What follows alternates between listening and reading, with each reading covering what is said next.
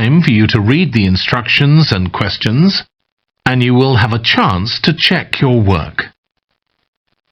All the recordings will be played once only.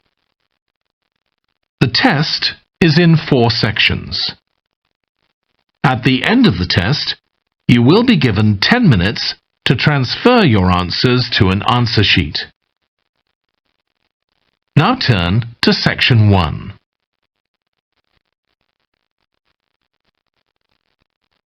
Section 1. You will hear a woman phoning a hotel about holding a party there. First, you have some time to look at questions 1 to 7.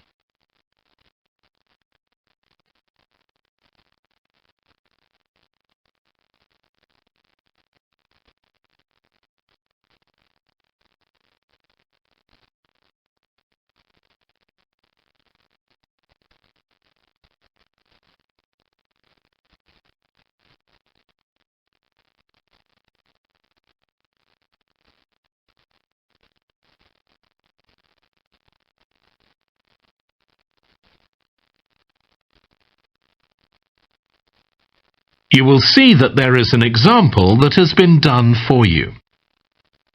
On this occasion only, the conversation relating to this will be played first. Good morning, Clare House Hotel. Andrew speaking. I'm the events manager. Andrew is the events manager. So events has been written in the space. Now we shall begin. You should answer the questions as you listen, because you will not hear the recording a second time. Listen carefully and answer questions 1 to 7. Good morning, Clare House Hotel. Andrew speaking. I'm the events manager. Good morning, Andrew. My name's Samantha. I'm arranging a party for my parents' 50th wedding anniversary, and I'm ringing to ask about hiring a room sometime next September. Also, my parents and several of the guests will need accommodation. OK, I'm sure we can help you with that. Will you be having a sit-down meal or a buffet?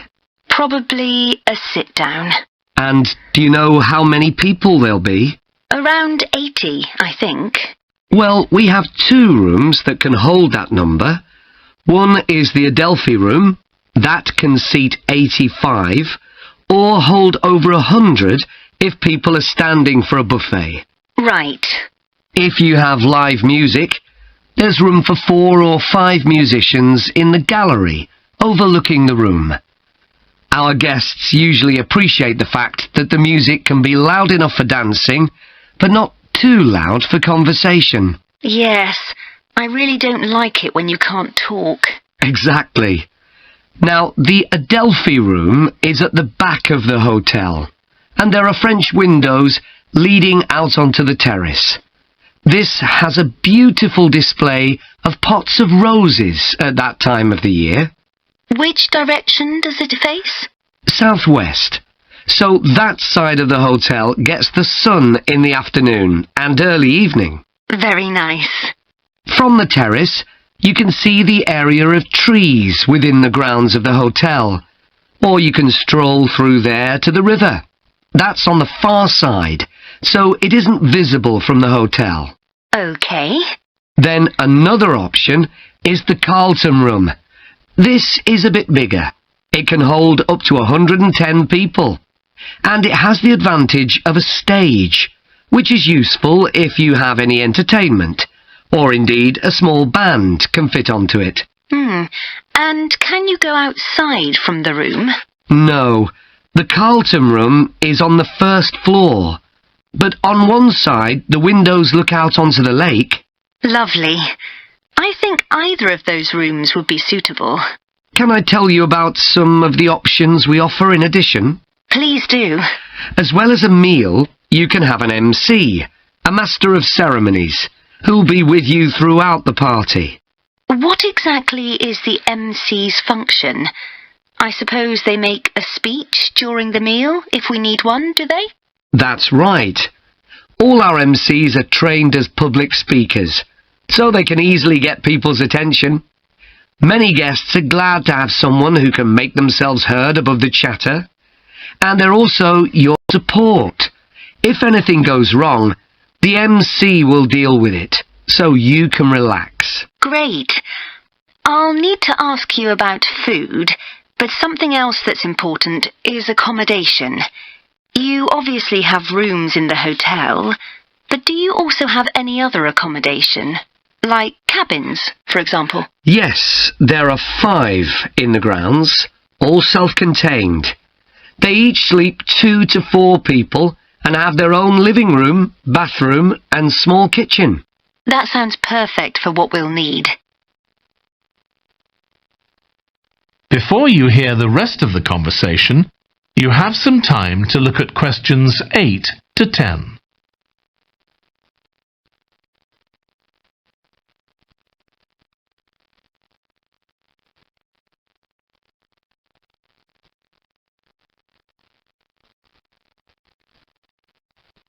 Now listen and answer questions 8 to 10.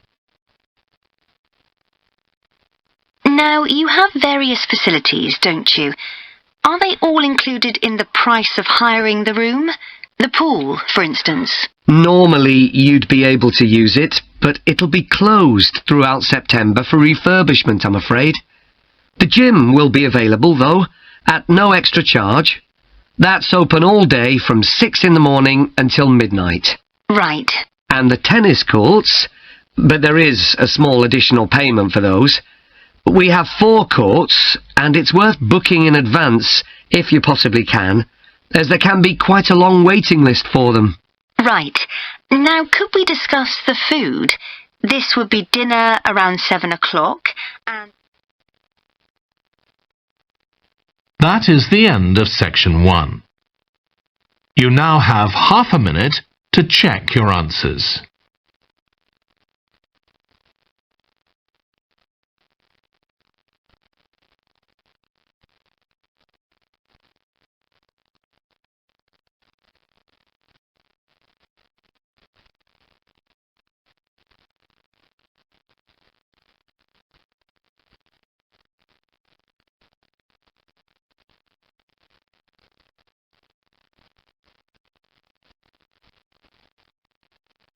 Now turn to section 2.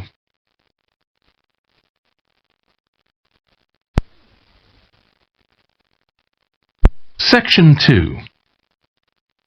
You will hear a holiday company representative talking to a group of tourists in a large hotel about things they can do during their holiday. First, you have some time to look at questions 11 to 16.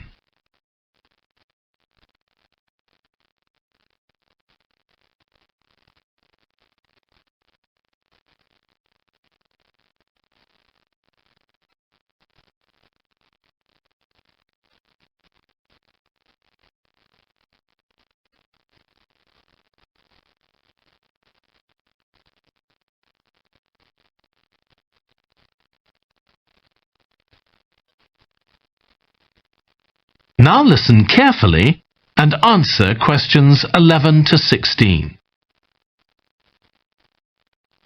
Hello everyone, I'm Jake Stevens and I'm your rep here at the hotel. I'm sure you'll all have a great time here. So, let me tell you a bit about what's on offer. I'll start by telling you about some of the excursions that are available for guests. One thing you have to do while you're here is go dolphin watching. On our boat trips, we pretty well guarantee you'll see dolphins. If you don't, you can repeat the trip free of charge. We organise daily trips for just €35. Unfortunately, there aren't any places left for this afternoon's trip, but come and see me to book for later in the week. If you're energetic, I'd recommend our forest walk. It's a guided walk of about 7 kilometres. There'll be a stop halfway, and you'll be provided with a drink and sandwiches. There's some fairly steep climbs up the hills, so you need to be reasonably fit for this one, with good shoes. Oh, and bring a waterproof in case it rains. It's just €25, all-inclusive, and it's every Wednesday. Then on Thursdays, we organise a cycle trip, which will give you all the fun of biking without the effort. We'll take you and your bike up to the top of Mount Lana and leave you to bike back. It's a 700-metre drop in just 20 kilometres, so this isn't really for inexperienced cyclists, as you'll be going pretty fast. And if it's a clear day, you'll have fantastic views. On our local craft tour, you can find out about the traditional activities in the island. And the best thing about this trip is that it's completely free. You'll be taken to a factory where jewellery is made, and also a ceramics centre. If you want, you can buy some of the products, but that's entirely up to you. The trip starts after lunch on Thursday, and you'll return by 6 p.m. If you're interested in astronomy, you may already know that the island's one of the best places in the world to observe the night sky. We can offer trips to the observatory on Friday for those who are interested. They cost €90 per person, and you'll be shown the huge telescopes and have a talk from an expert who will explain all about how they work. Afterwards, we'll head down to Sunset Beach, where you can have a dip in the ocean if you want, before we head off back to the hotel. Finally, there's horse riding. This is organised by the Equestrian Centre over near Playa Cortino, and it's a great experience if you're a keen horseback rider, or even if you've never been on a horse before. They take you down to the beach, and you can canter along the sand and through the waves. It costs €35, and it's available every day. Before you hear the rest of the talk, you have some time to look at questions 17 to 20.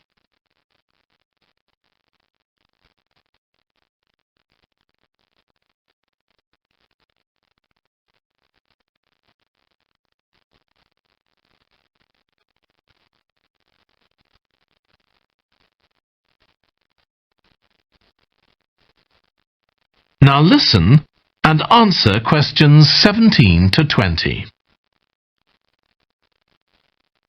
So, there's plenty to do in the daytime, but what about nightlife? Well, the number one attraction's called Musical Favourites. Guests enjoy a 3-course meal and unlimited free drinks, and watch a fantastic show, starting with musicals set in Paris, and then crossing the Atlantic to Las Vegas, and finally Copacabana. At the end, the cast members come down from the stage, still in their stunning costumes, and you'll have a chance to chat with them. It's hugely popular, so let me know now if you're interested, because it's no good leaving it until the last minute. It's on Friday night. Tickets are just €50 each, but for an extra €10, you can have a table right by the stage. If you'd like to go back in time, there's the Castle Feast on Saturday evening. It's held in a 12th century castle, and you eat in the great courtyard, with ladies in long gowns serving your food. You're given a whole chicken each, which you eat in the medieval way, using your hands instead of cutlery. And you're entertained by competitions where the horseback riders attempt to knock one another off their horses. Then you can watch the dancers in the ballroom and join in as well if you want. Okay, so now if anyone has... That is the end of section 2. You now have half a minute to check your answers.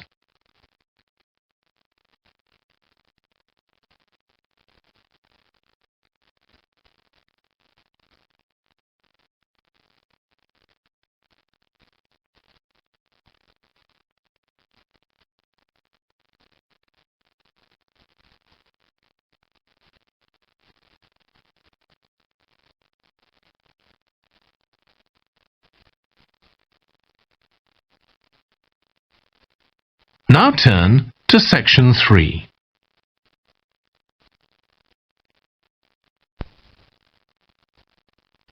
Section 3. You will hear Stephanie, who is thinking about taking a one-year course in children's literature, talking to Trevor, who is currently taking the course. First, you have some time to look at questions 21 to 25.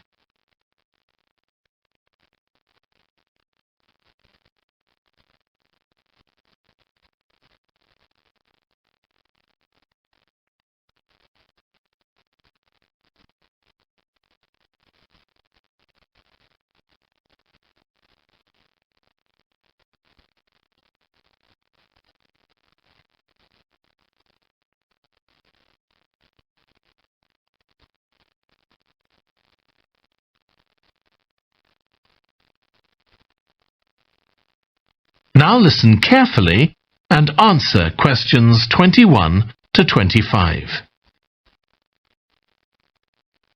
Hello, Trevor. Hello, Stephanie.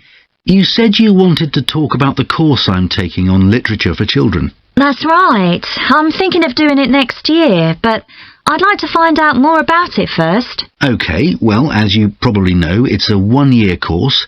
It's divided into 6 modules, and you have to take all of them.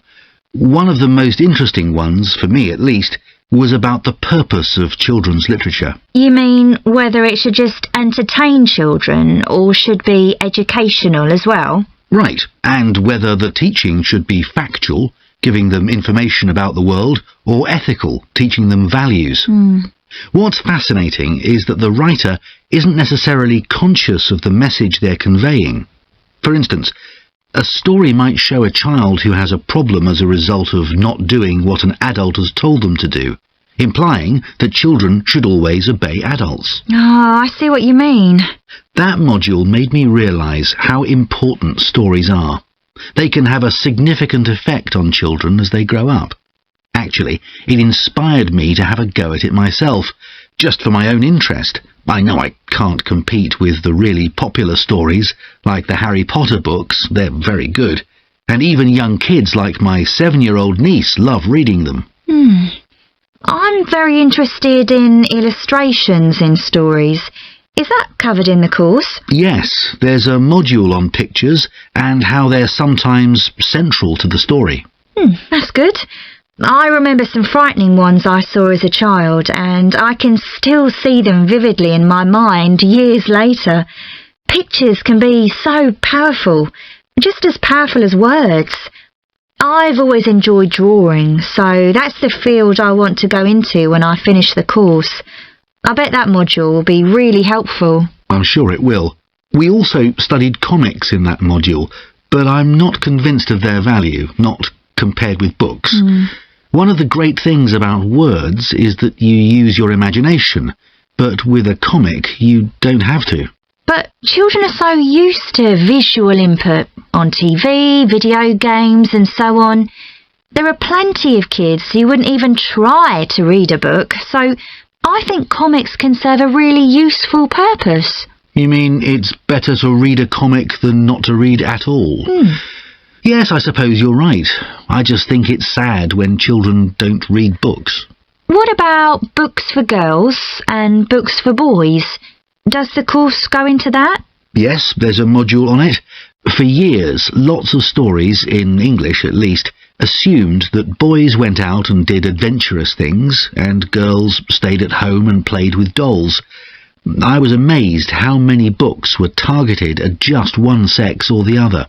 Of course, this reflects society as it is when the books are written. That's true. So it sounds as though you think it's a good course. Definitely.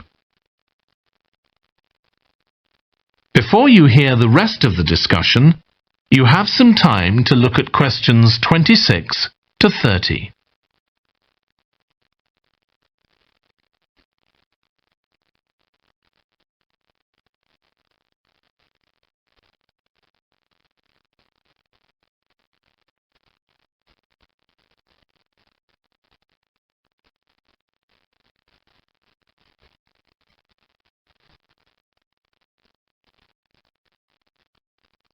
Now listen and answer questions 26 to 30.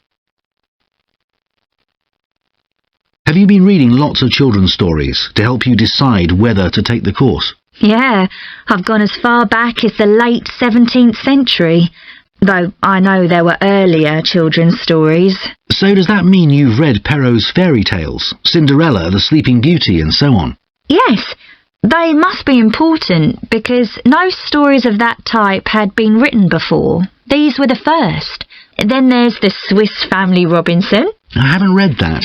The English name makes it sound as though Robinson is the family's surname, but a more accurate translation would be the Swiss Robinsons, because it's about a Swiss family who are shipwrecked, like Robinson Crusoe in the novel of a century earlier. Well, I never knew that. Have you read Hoffmann's The Nutcracker and the Mouse King? Wasn't that the basis for Tchaikovsky's ballet, The Nutcracker? That's right. It has some quite bizarre elements. I hope you've read Oscar Wilde's The Happy Prince. It's probably my favourite children's story of all time. Ah, mine too. And it's so surprising because Wilde is best known for his plays, and most of them are very witty, but The Happy Prince is really moving. I struggled with Tolkien's The Lord of the Rings. 3 long books, and I gave up after 1. It's extremely popular, though. Yeah, but whereas something like The Happy Prince just carried me along with it, The Lord of the Rings took more effort than I was prepared to give it. I didn't find that. I love it. Another one I've read is Warhorse. Oh, yes, it's about the First World War, isn't it? Hardly what you'd expect for a children's story. Exactly, but it's been very successful. Have you read any... That is the end of section 3. You now have half a minute to check your answers.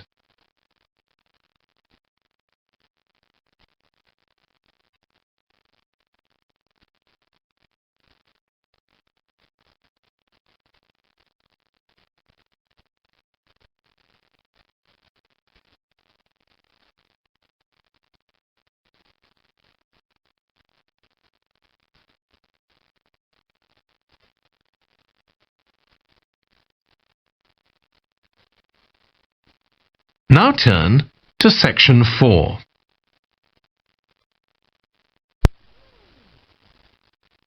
Section 4. You will hear part of a lecture about a branch of archaeology called marine archaeology. First, you have some time to look at questions 31 to 40.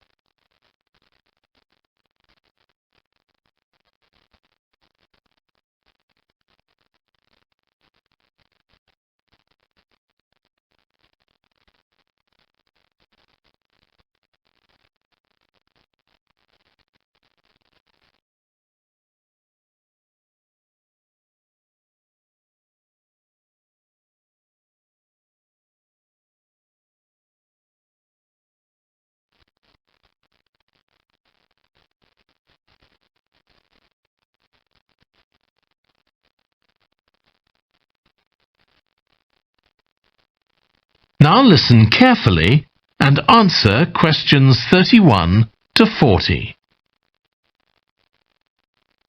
In today's class, I'm going to talk about marine archaeology, the branch of archaeology focusing on human interaction with the sea, lakes and rivers. It's the study of ships, cargoes, shipping facilities and other physical remains. I'll give you an example, then go on to show how this type of research is being transformed by the use of the latest technology. Atlit Yam was a village on the coast of the eastern Mediterranean, which seems to have been thriving until around 7000 BC. The residents kept cattle, caught fish, and stored grain. They had wells for fresh water. Many of their houses were built around a courtyard and were constructed of stone. The village contained an impressive monument. 7 half-ton stones standing in a semicircle around a spring that might have been used for ceremonial purposes. Atlit Yam may have been destroyed swiftly by a tsunami, or climate change may have caused glaciers to melt and sea levels to rise, flooding the village gradually. Whatever the cause, it now lies 10 meters below the surface of the Mediterranean, buried under sand at the bottom of the sea. It's been described as the largest and best preserved prehistoric settlement ever found on the seabed. For marine archaeologists, Atlit Yam is a treasure trove. Research on the buildings, tools, and the human remains has revealed how the bustling village once functioned, and even what diseases some of its residents suffered from. But of course, this is only one small village, one window into a lost world. For a fuller picture, researchers need more sunken settlements, but the hard part is finding them. Underwater research used to require divers to find shipwrecks or artifacts, but in the second half of the 20th century, various types of underwater vehicles were developed, some controlled from a ship on the surface, and some of them autonomous, which means they don't need to be operated by a person. Autonomous underwater vehicles, or AUVs, are used in the oil industry, for instance, to create maps of the seabed before rigs and pipelines are installed. To navigate, they use sensors such as compasses and sonar. Until relatively recently, they were very expensive and so heavy that they had to be launched from a large vessel with a winch.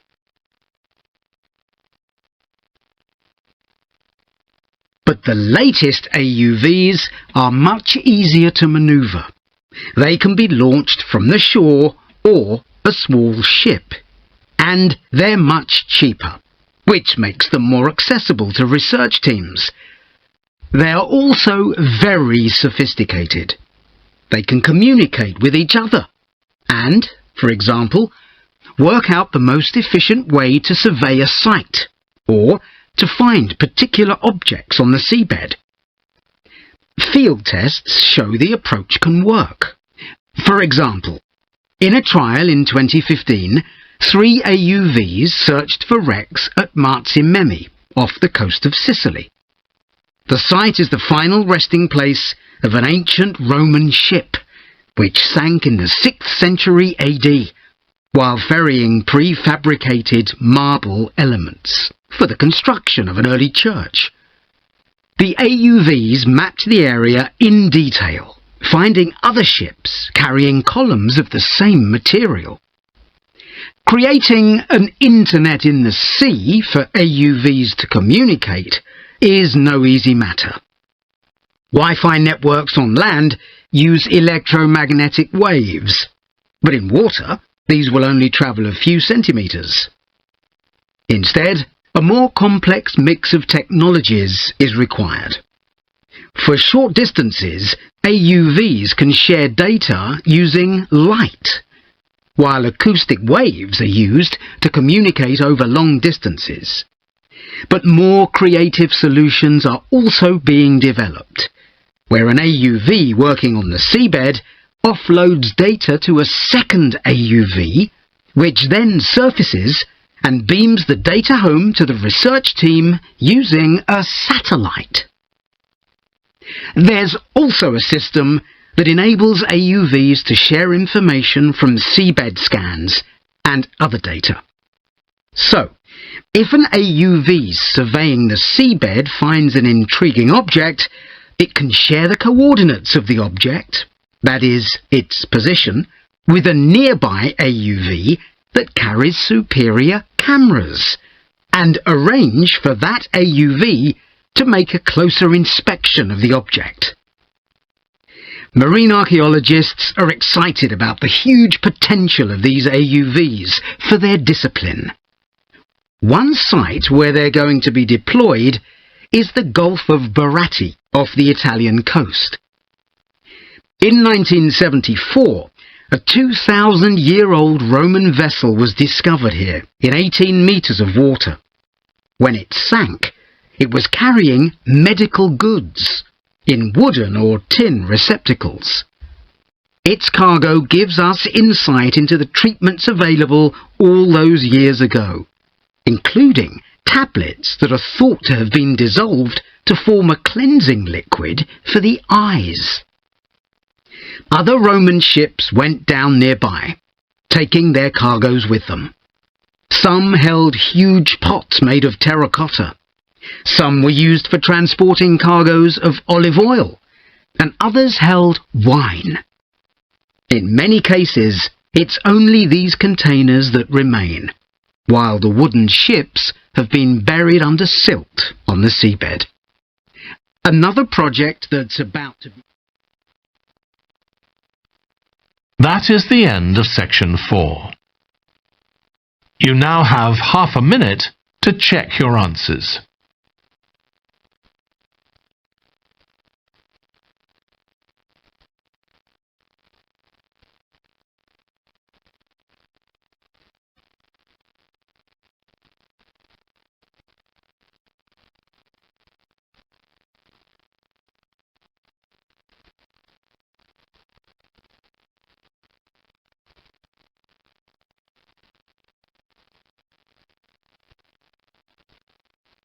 That is the end of the listening test. In the Ielts test, you would now have 10 minutes to transfer your answers to the answer sheet.